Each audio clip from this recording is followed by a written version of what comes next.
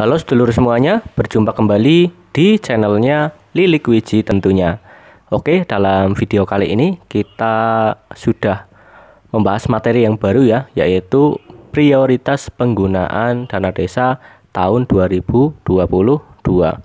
Nah, untuk prioritas penggunaan dana desa ini biasanya setiap tahun itu ganti ya, jadi nanti kemungkinan di tahun 2023 juga berganti gitu. Tapi untuk secara umumnya sih tetap masih isinya sama gitu. Oke, apa yang harus dipelajari di materi yang tadi, yaitu di Permendagri nomor 7 tahun 2021. Untuk nomor 7 tahun 2021 ini kemarin pas saya ujian itu ditanyakan ya. Jadi prioritas penggunaan dana desa itu di Permendagri nomor berapa gitu. Dan alhamdulillah ya, saya tahu ya karena saya kebetulan mempelajari gitu. Oke. Apakah masuk di ujian? Oh, jelas masuk di ujian, tapi tidak semua ya. Lebih besarnya itu di UU desanya. Tapi ini masuk ke bagian UU desa gitu. Oke, apa saja yang hal yang penting untuk dikuasai? Oke, kita langsung saja ke materinya. Oke.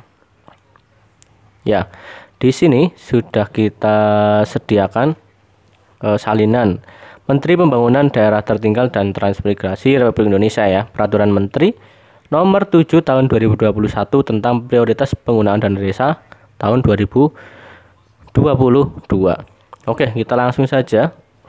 Bagi yang belum punya soft filenya atau hard copy-nya, teman-teman bisa ngeprint saja di ini, di warnet gitu. Nanti siapkan stabilo dan sambil melihat video ini ya.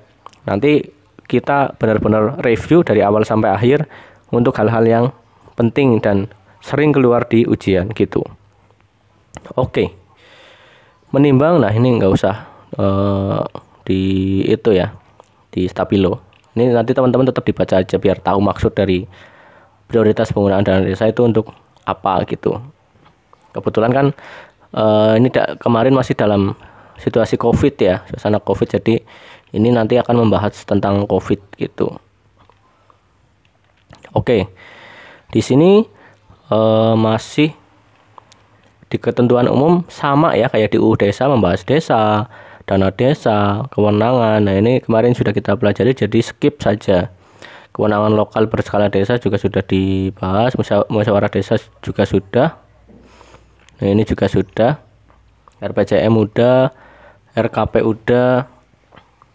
Nah ini ya, yang pertama, prioritas penggunaan dana desa adalah pilihan program yang diutamakan. Nah seperti ini ya teman-teman.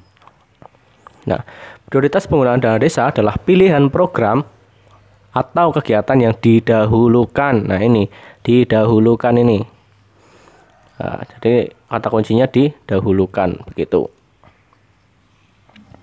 Nah, ini nanti di stabilo ya langsung teman-teman. Nah nanti teman-teman dibaca sendiri, kita di sini mau review saja. Kemudian ini padat karya tunai desa itu apa?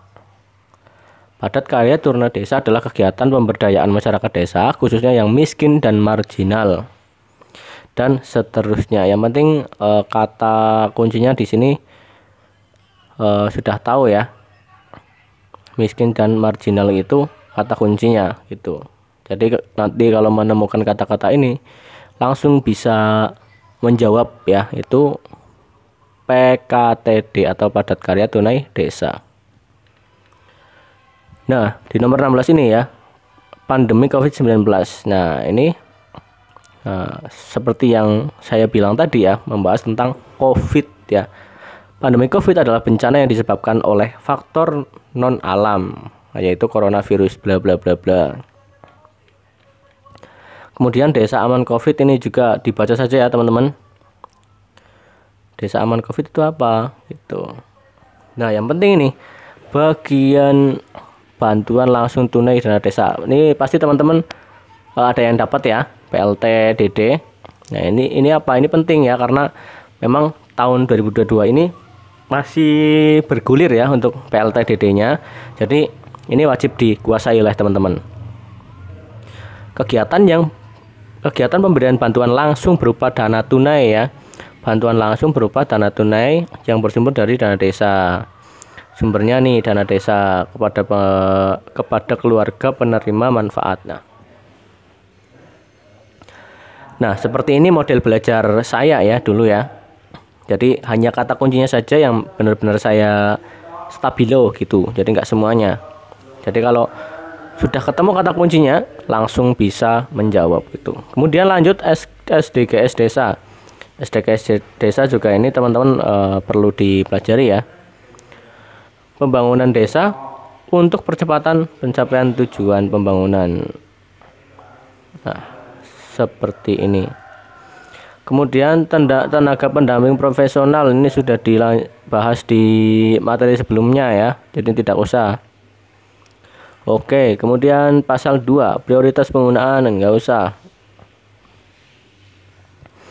Ini juga sudah dibahas pemerintah daerah, pemerintah desa. Prioritas pengusahaan ini juga enggak usah. Oke, lanjut lagi. Nah, di sini prioritas di bab 2, prioritas penggunaan dana desa. Prioritas penggunaan dana desa diatur berdasarkan kewenangan desa ya. Diatur dan diurus berdasar kewenangan desa. Jadi bukan peraturan desa atau apa ya. Jangan sampai keliru ya. Prioritas penggunaan dana desa itu diatur dan diurus dengan berdasarkan kewenangan desa. Oke, lanjut ke bawah. Ini kita skip saja, skip. Penggunaan dana desa untuk program prioritas nasional. Ini juga kita skip saja ya, karena tidak terlalu penting. Kita di sini akan mencari yang benar-benar memang sering keluar dan diujikan gitu. Penggunaan dana desa mitigasi ini juga jarang, jadi kita skip saja ya. Kemudian penetapan prioritas penggunaan dana desa disepakati dalam Musdes dan penyusunan RKP desa. Oke, seperti ini. Kemudian Musdes, musyawarah desa menghasilkan kesepakatan mengenai prioritas penggunaan dana desa yang dituangkan. Ini enggak usah, kita skip saja. Pelaksanaan, nah ini swakelola sebagaimana ditentukan menggunakan ini enggak usah. Nah, ini paling pendanaan padat karya tunai desa dialokasikan untuk upah pekerja paling sedikit 50%. Ya. 50% dari kegiatan padat karya tunai desa. Nah, ini semuanya saja nanti biar tahu maksudnya ya. Kemudian dana desa yang digunakan untuk mendanai ini enggak usah. Kemudian ini juga tidak usah ya. Masyarakat desa berpartisipasi dalam penetapan prioritas penggunaan dana desa. Nah, ini juga bisa ditanyakan sih. Yang berpartisipasi dalam penetapan prioritas penggunaan dana desa adalah siapa? Jawabannya masyarakat desa gitu. Oke, lanjut partisipasi masyarakat. Oke, skip, kita skip saja. Nah, ini prioritas penggunaan dana desa menjadi bagian dari RKP desa. Nah, ini. Kemudian prioritas penggunaan dana desa sebagaimana dimaksud berdasarkan hasil. Nah, ini juga lebih baik di skip saja. RKP desa memuat prioritas penggunaan dana desa. Nah, ini juga skip saja. Kemudian pemerintah wajib mempublikasikan. Nah, ini enggak usah. Kemudian pelaporan, kepala desa menyampaikan laporan penetapan prioritas. Nah, ini juga tidak usah ya teman-teman. Ini pembinaan juga jarang juga. Oke. Ini diundangkan pada tanggal 16 Agustus. Nah, ini tanggalnya ya, teman-teman bisa dicatat nanti untuk tanggalnya. Diundangkan pada tanggal 24 Agustus 2021. Ditetapkan 16 Agustus, diundangkannya 24 Agustus. Oke. Kemudian bab 1 pendahuluan. Di sini dijelaskan untuk corona itu apa. Ini kayaknya jarang ya, nggak terlalu membahas banget tentang coronanya, tapi untuk penggunaan dananya yang paling penting gitu. Kemudian prinsip-prinsip ini juga nggak usah.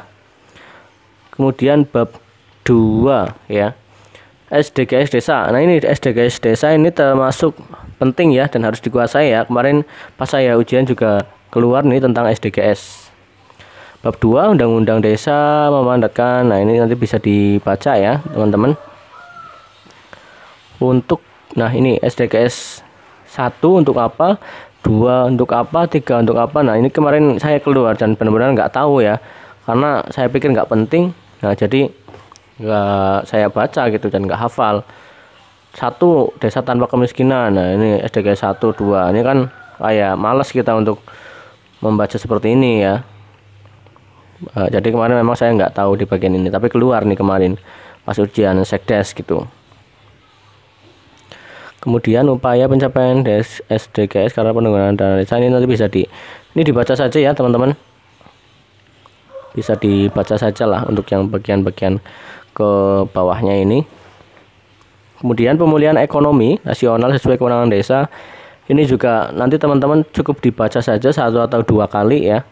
Tidak perlu sampai dihafalkan gitu. Kemudian pembangunan, nah ini juga sama, tetap dibaca saja. Program prioritas, nah ini juga ya tetap dibaca saja teman-teman. Karena materi prioritas dana desa ini menurut saya itu hanya sebagai pendukung gitu. Bisa keluar ya sekitaran 1 sampai 5 soal gitu yang keluar. Tapi kembali lagi ya ke trik dari pembuat soalnya. Siapa tahu yang kita pelajari UU desa, yang keluar malah yang banyaknya yang prioritas dana desa ini. Bisa saja teman-teman. Kita tidak bisa menebak gitu. Yang penting di sini saya share ya materi yang memang diujikan di perangkat desa gitu. Nah, ini juga ya bagian-bagian ini teman-teman cukup dibaca saja ya.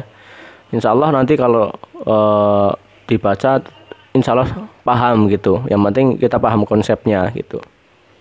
Ini relawan desa juga nanti pasti gampang lah, karena itu ada di sekitar kita lah, jadi bisa di logika gitu. Kita sudah baca, nemu soal, bisa di logika seperti itu. Oke, bab 3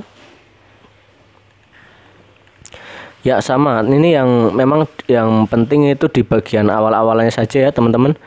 Ini juga sudah bahas tadi. Ini tuh cukup dibaca saja ya. Oke, itu memang cukup ya mungkin teman-teman. Ini bagian-bagian ini cukup dibaca saja ya.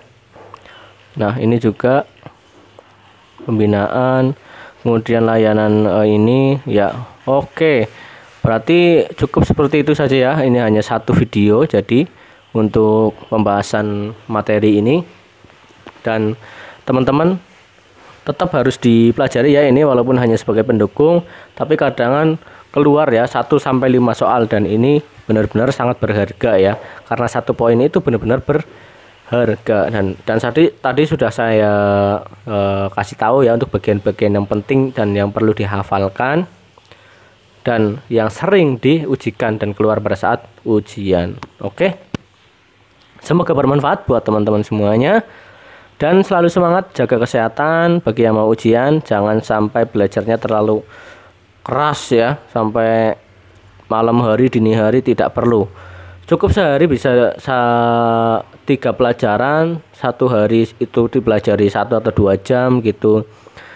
Pagi, siang, dan malam cukup 1 jam. 1 jam berarti 1 hari bisa 3 jam atau 5 jam gitu. tidak perlu belajar sampai pagi itu, jangan sampai begitu ya. Konsep belajarnya nanti malah susah sendiri gitu, susah sendiri, juga capek sendiri, bisa saja sakit karena memang sering ya pas mau ujian ada yang sakit jadi nggak ikut ujian seperti itu. Jadi kesehatan itu perlu dijaga juga di samping kita belajar gitu. Oke, sekian dulu. Oh ya, bagi teman-teman yang mau order software silakan cek link di deskripsi ya. Di situ sudah kami sediakan untuk terhubung dengan admin. Oke, semoga bermanfaat. Sampai berjumpa kembali di video selanjutnya bersama Lilik Wici.